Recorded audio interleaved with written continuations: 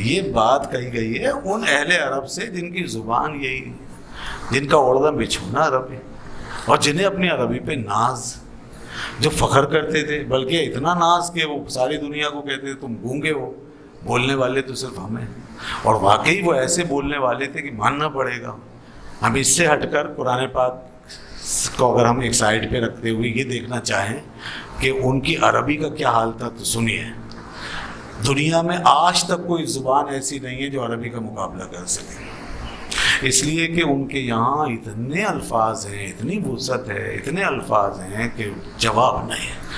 یعنی اس زبان کا احاطہ نہیں کر سکتے آپ اس زبان کو پورا سیکھ نہیں سکتے. یعنی انسانی عقل دنگ رہ جائے، اتنی وسعت ہے اس میں.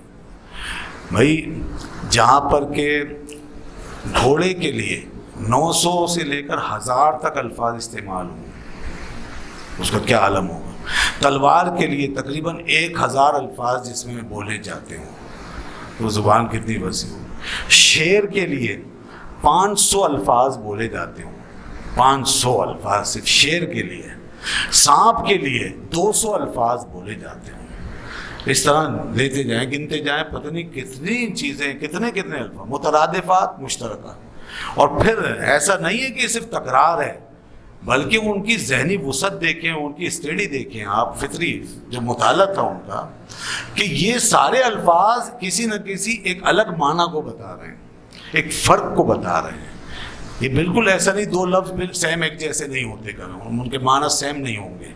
تو جو پیچھے کوالٹیز ہیں، صفات ہیں، چیزوں میں تبدیلیاں ہیں، رنگوں کا اختلاف ہے، اور ان کی صفات کا اختلاف ہے، حالات کا اختلاف ہے، ان کی قوت و طاقت کا فرق ہے، ان کی جسمانیت کا فرق ہے، ان کی ساخت کا فرق ہے. یہ سارا فرق وہ اس میں ان الفاظ کے اندر پروتے ہوئے نظر آتے ہیں، اور اس کو لفظ دے کر اس کو بیان کر رہے ہوتے ہیں. بتائیے اب آپ کہ ہم کسی بھی چیز کا اگر معمولی فرق بیان کرنے جائیں، ہم اپنی زبان اٹھائیں، کوئی اور زبان، تو آپ کی زبان واقعی گونگی ہو جائے گی، آپ عاجز ہو جائیں گے.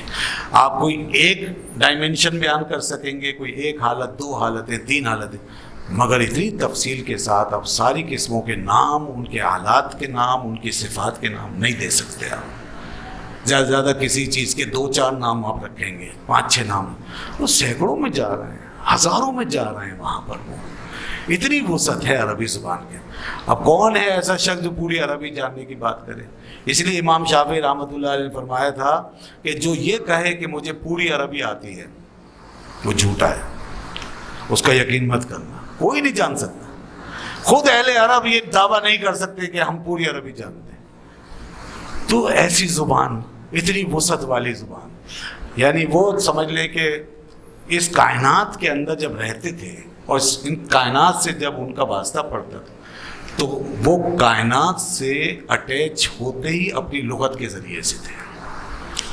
اپنی لغت کے ذریعے ان کا تعلق، ان کا کائنات سے تعلق ان کا تب بنتا تھا جب بیچ میں ان کی لغت آتی تھی، لفظ آتا تھا. یعنی کسی نے کہا، خوب کہا، کہ وہ صحرا میں کم رہتے تھے، صحرا کے لفظ میں زیادہ رہتے تھے.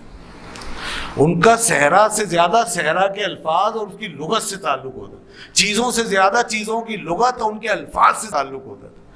اب ویسے ان کے بظاہر زندگی بڑی محدود اور سادہ تھی، مگر لغت کی ورائٹی دیکھیں ایسا لگتا ہے کہ جیسے وہ اس ظاہری دنیا سے کم اور اس الفاظ کی دنیا میں زیادہ بسے ہوئے ہیں، کہ کس طرح زبان سے بولے جا رہے ہیں، لفظ پہ لفظ لا رہے ہیں.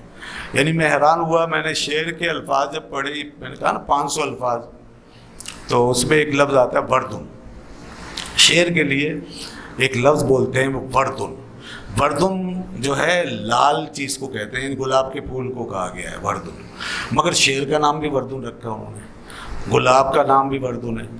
تو اب دیکھیں وردن، گلاب جو ہے وہ لال ہوتا ہے عام طور پہ، تو اب شعر جو وردن کہہ رہے ہیں تو اس کا مطلب کوئی لال رنگ کا شعر بھی ہوتا ہے دنیا میں. یہ بات کہاں سے پتہ چلی ہمیں کہ لال رنگ کا شعر ہوتا ہے؟ یہ جناب افلاطون نے اپنی کسی کتاب میں لکھا بہت پہلے، یونانیوں نے، کہ ایک شعر ایسا ہوتا ہے جس کا پورا رنگ سرخ ہوتا ہے. اور ادھر عربوں نے اس کا نام رکھا ہوا ہے وردن، ادھر افلاطون جیسا فلسفی وہ بیان کر کے جا رہا ہے اس کو. تو اس کا مطلب ہے عربوں کی بھی جو سوچ ہے اور ذہن ہے، ان کی معلومات یہاں تک پہنچی ہوئی ہے. وہ یہ چیزوں کو دیکھ رہے ہیں، دیکھ چکے ہیں، ان کی معلومات میں تھی. تو اس سے پتہ چلتا ہے ان کی نظر میں کتنی وسعت تھی. تو یقیناً وہ دعویٰ کر سکتے تھے کہ ہم بولنے والے ہیں. عرب کے معنی بولنے والا، معافی ضمیر کو ظاہر کرنے والا، اور باقی سب ہے عجم یعنی گونگے، اس لیے وہ دعویٰ کرتے تھے. اور پھر ان کے اندر شاعری، اللہ اکبر، شاعری تو پھر انسان کو ویسے ہی پتہ نہیں کہاں سے کہاں لے جاتی ہے کہ وہ پھر لطیف پیرایوں میں لے جا کر ایسے معنی اتار لیتی ہے اپنے اندر کہ جو انسان نثر میں نہیں بول سکتا، کلام میں، وہ شعر کی زبان میں ڈھال کے آرام سے اس کا اظہار کر لیتا ہے. اس پہ ان کی قدرت کلام کا عالم یہ تھا کہ ان کی چھوٹے چھوٹے بچے اور بچیاں جب منہ کھولتے تھے تو شعر نکلتا تھا. جب منہ کھولتے شعر ہمارے یہاں دنیا کی دیگر اقوام میں تو کبھی کبھی کوئی شاعر پیدا ہوتا ہے نا، ہزاروں میں ایک دو ہوتے ہیں، اور باکمال شاعر اور کم ہوتے ہیں. جیسے انگریزوں میں سسرو پیدا ہوا، بہت بڑا شاعر سسرو، تو وہ قدرتی شاعر ہوتے ہیں. پھر وہ بھی تھا ایسے ہی، اس کی زبان بھی جب کھلتی تو شعر نکلتا تھا. عربوں کا حال یہ تھا کہ ان کے یہاں ہر بچہ منہ میں شعر لے کے پیدا ہوتا، اور ہر ایک کی طبیعت میں شعر، یعنی کوئی بھی ایسا نہیں ملے گا مشہور آدمی جس کے شعر نہ ہو. اور عام لوگ جن کا نام نہیں تاریخ میں پتہ نہیں کتنے ہوں گے، جتنے نامعروف لوگ ہیں سب کے اشعار ہیں. صحابہ کرام میں بھی بہت سارے لوگوں کے اشعار موجود ہیں، خواتین کے بھی اشعار موجود ہیں. یہ دیکھیے کیا اس سوسائٹی کی خصوصیت تھی. یہی وجہ ہے کہ جب قرآن نازل نہیں ہوا تھا تو اس سے پہلے شعراء بڑے بڑے دعوے کرتے تھے، اپنے شاہکار لکھ لکھ کے لاتے اور کعبے میں لا کے سناتے، اور پھر چیلنج کرتے کوئی اس کو اب اس کے مقابلے میں لا کے دکھائے. اور جب کوئی مقابل نہ ہوتا تو اس کے کعبے کی دیوار سے لٹکاتے.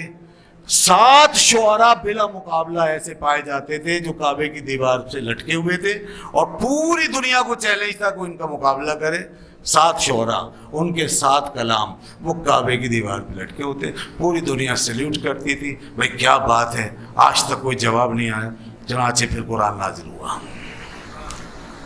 وہ کتنے سالوں سے وہ اشعار لٹکے ہوئے تھے، اس اسنا میں قرآن نازل ہوا. اور جب قرآن نازل ہوا اور جیسے ہی ان لوگوں نے قرآن کو سنا، قرآن کی آیتیں سنی. اب قرآن شاعری نہیں ہے، نثر ہے، مگر نثر ایسی کہ شاعری سے بھی اعلیٰ.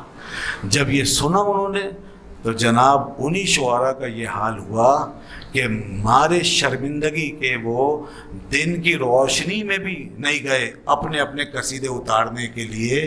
رات کی تاریکی میں منہ چھپا کر ایک ایک کر کے جاتا، اپنا قصیدہ اتارتا، بغل میں دباتا، گھر چلا جاتا.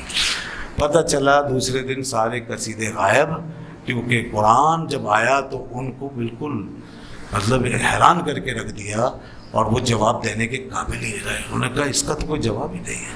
یہ معجزہ قرآن کا، یہ ایک واقعہ نہیں ہے، ایسے بہت واقعات ہوئے. اور کچھ لوگوں نے کچھ ہاتھ پیر چلائے. جب یہ چیلنج آنے لگا، چیلنج آ گیا، تو انہوں نے کہا یہ کیا بات ہے. دیکھیے نا، اب ایسی قوم کو جسے اپنی زبان پہ فخر، پھر ایک ایسی ہستی چیلنج کرے کہ جس کے دین و مذہب کو وہ قبول کرنا نہیں چاہتے. یہ نظر ان کی دشمنی کی انتہا کر دی انہوں نے کہ کس طرح روکے ان کا راستہ. اب وہ ہستی چیلنج کر رہی ہے تو اور زیادہ غصہ آتا تھا. اور دوسری بات یہ کہ پھر ایسی ذات کہ جس نے کسی مکتب میں بھی نہیں پڑھا، اور وہ شاعر بھی نہیں ہے. یہاں تو شعر پر ناز تھا، وہ تو شاعر بھی نہیں ہے، اور نہ کسی شاعر کے پاس بیٹھے، نہ کبھی کوئی شعر سیکھا ہے، اور نہ زندگی میں کبھی کوئی شعر کہا. بلکہ اللہ نے فرمایا وما علمناہ الشعر وما ينبغي لہ، ہم نے انہیں شعر سکھائے نہیں، اور نہ وہ ان کی شان ہے.